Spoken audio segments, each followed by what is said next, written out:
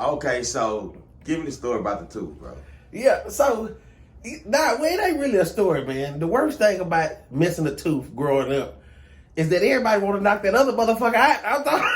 It was everybody in the world. I'm talking about from family members to friends. As soon as you get it, like, nigga, you go get that other motherfucker. You gonna be a twin of this bitch. Like, they just really want to knock that other motherfucker out. Okay, so like, explain to me what was going to school like. You know, with, being you saying your self-esteem kind of drop or whatever. Well, and that's just it. A big part of it wasn't me seeing it because I wasn't the outspoken person no more. I wasn't that person no more, that forefront person no more. You can just really feel, and everybody, you know what I'm saying, that love me and different. But in fading to the background, I did learn some important stuff, and I did meet and become friends with some live people. You know what I'm saying? That you probably wouldn't have been friends with. Had I kept my tooth and been part of the popular crowd, or at least I thought I was part of the popular crowd, had I not faded and shut the fuck up at sometimes or a lot of times. And I met a lot of cool people doing that. And you know what I'm saying? And my self-esteem just rose, even with the tooth being missing, my self-esteem, pussy will do that. If you get I don't care how bad you feel, if you end up getting some pussy or something, some sex or something, you start to feel better, okay? Yeah. And that's another amazing thing that women can do. Boy, they'll fucking change your life, nigga. Make you feel like you somebody again. And you know what I'm saying? So, that kind of thing started happening in high school and stuff. And after that, it was more or less like, hey, man, get you some money, man. Okay, so boom. Like, at high school, was you into sports at that time? Oh, yeah. Football. So, at this time, you wasn't even thinking I would be a comedian. At this time, you was thinking about sports? Sports. You see how fat I done got? I was on the weights, you know what I'm saying? I just, like I said, I stopped, man. I ended up hurting my knee. In some practice, and, that football career derailed from then on. Okay, so after you hurt your knee, what was your next? After you hurt your knee, yeah. What was your next form of what I'm gonna do? Like, like, what's the next step? Like, what I'm gonna do next? Because at this point, let's just stay active. Yeah, to stay doing some stuff. Yeah. And that's where, like I say, man, that's where the different stuff of softball and like hanging out with my cousins on the south side, you know what I'm saying, being a part of what they had going on. They was into Madison and football, doing that real big and stuff like that. So, it was just kicking, kind of being a fan at that. You know what I'm saying? Like I said, I was behind the scene. I wasn't into that at that point. I was, too part of, like, man, I don't want to be smiling and ruin somebody's day. You know what I'm saying? So. Okay, so you graduate high school. Right. You graduate high school, yes, right? Sir. Yes, sir. Spring Woods, baby. You can look it up. Okay, so once you graduated, what was your next thought into going into adulthood? You not in school. You basically an adult. Yeah. And so I started selling drugs, okay? I saw lucrative means of making that money and that mucha. And so I started doing that. Well, let me take that back. I'm lying. I was inspired to go to trade schools. Let's just be clear. My sister, she was in medical school at the time. She inspired me to go to a school. Then I ended up going to school for business. Then I ended up going for truck driving, ultimately, yeah. Okay, so your sister inspired you to go to college? Like, what sparked the inspiration for you to go to college to even get a trade first before I ask you the next one? Knowing I needed more, you know what I'm saying, due to the white education, I don't know why I dressed it up like that, but knowing I needed more, I wouldn't, just content with, you know what I'm saying, I wanted to do something.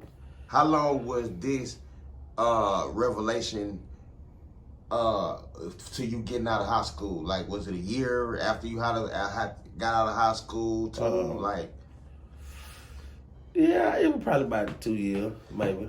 Okay. Yeah. So at that time, you probably was just still most were still young in the just streets. young. But I was grown. I ain't had to go to class.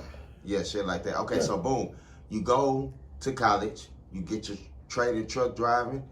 At this time, was you dabbling in comedy like in a serious manner, or when did it get to the point where you start getting into comedy like in a serious manner, saying like, you know what, I want to be a comedian? Oh man, two things.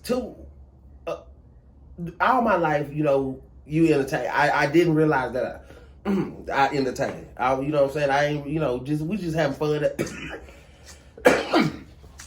Excuse me. At grandma's house or in the backyard. Thank you. This nigga's done. So all my life, we were just doing the entertaining part, and so it was when a cousin of mine, you know what I'm saying, I love Nikki to this day. She was like, you crazy boy. It seemed like you could always turn a bad time into a moment, a good moment. And I was like, well, so that kind of sparked it. My cousin Ray, man, Brady Bob had a lot to do with me taking this super serious. He kidnapped me one day. Yeah. And was like, yeah, nigga, you gonna tell a joke. And boy, I was dressed so horrible. Like, where did you meet Brady Ball? Where you met Brady Ball from? South Park, in the hood, man. Like, was this after high school or even during school No, this days? after high school. This after high school. Yeah, you grown and shit like that now. Yeah, Okay, so boom. Okay, so boom. Oh, you want to step? You want the journey, huh? Yeah. This what we doing. Oh, you know what I'm okay. saying? So boom. Okay.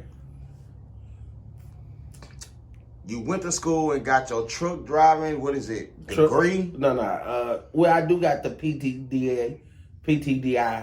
But it's just commercial drivers. You know what I'm saying? So is it after that when you kind of got sparked into wanting to do comedy, or was it before that?